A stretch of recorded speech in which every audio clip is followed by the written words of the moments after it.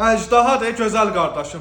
Bu boyda laqon da olar. Tam sizin üçün olaraq gətirmişik. 2600 wattdır, 230-luqdur. Mis sarğıda 6 ay rəsmi zavod qarantisi var. Və qeyd edim ki, məhsulun bax burada kilit rejimi var. Yəni uşaqlar zada qoşmamaq üçün. Belə elədiniz, məhsulu qoşdunuz. Sizin üçün qalın stenka ilə test edib göstərəcəyik məhsulu.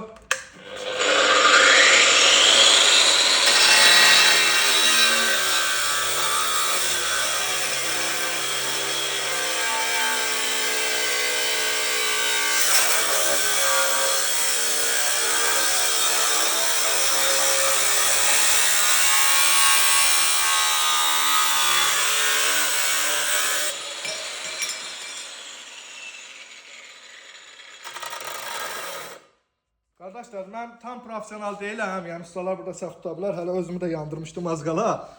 Məhsulu istənilən Biotas filiallarla yaxınlaşıb əldə edə bilərsiniz. Və qeyd edim ki, bu məhsulu tək şəxsiyyət vəsiqəsiz də əldə eləmək olar, gözəl qardaşlar. Biz seçdiyiniz üçün təşəkkür edirik.